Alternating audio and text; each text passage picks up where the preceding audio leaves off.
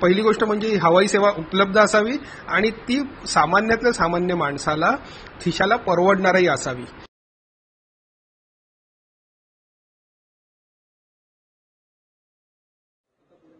वैमानिक अमोल यादव याचं स्वप्न पूर्ण होण्याच्या दिशेने आणखी एक पाऊल पडलंय, कारण सरकारने अमोल यादव यांना देशी बनावटीचं विमान बनवण्यासाठी पालघरमध्ये 157 एकर जमीन दिलीये।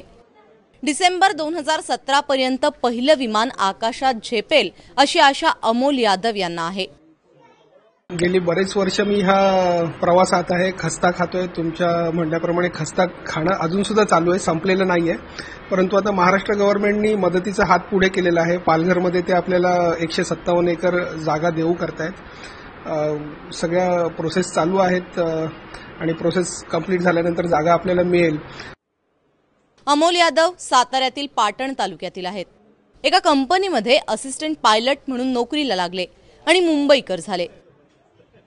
पण स्वतःचं विमान आकाशात झेपविण्याची त्यांची इच्छा त्यांना स्वस्थ बसू देत नव्हती।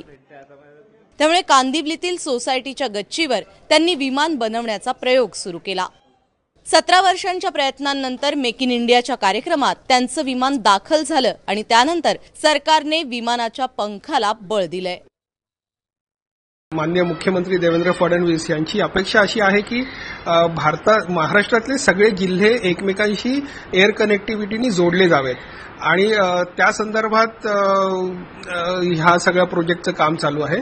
आणि सांगण्यासारखी महत्त्वाची गोष्ट फक्त एवढीच आहे की त्यांचं म्हणणं असं आहे की तुम्ही लवकरात लवकर हे काम करावं, त्यांना दुसरी कुठलीच अपेक्षा नाहीये। अमोल यादव यांनी बनवलेलं अत्याधुनिक विमान परीक्षणासाठी सज्ज आहे।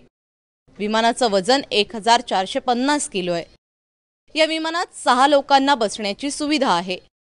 अत्याधुनिक यंत्रणांनी सज्ज असलेलं विमान TAC-003 असं त्याचं नामकरणही झालंय। जेव्हा आपल्याला सरकारकडनं माझ्या मनात काय आयडिया आहेत महाराष्ट्राच्या कनेक्टिव्हिटीबद्दल ह्याची चर्चा झाली। ती चर्चा झाल्याच्या नंतर असं ठरलं की महाराष्ट्राच्या इन्फ्रास्ट्रक्चरला साजेसं असं विमान बनवावं आणि त्या विमानाने आपण महाराष्ट्रातला प्रत्येक जिल्हा जोडावा अशा प्रकारची संकल्पना घेऊन आपल्याला ह्या विमानाची डिझाईन करायची होती। ती डिझाईन आम्ही आता केलेली आहे। मेक इन इंडियाच्या माध्यमातून आता अमोल यादव यांच्या विमानाला मदतीचे पंख मिळालेत।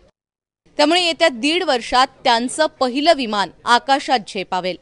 त्यांचा प्रकल्प यशस्वी झाला तर प्रत्येक जिल्ह्यात सर्वसामान्यांना विमान प्रवास करणं सुकर होईल। त्यामुळे अमोल यादव यांच्या अचाट प्रयत्नांना मनपूर्वक शुभेच्छा। अक्षय कुडकेलवारसह ब्युरो रिपोर्ट, ABP माझा, मुंबई।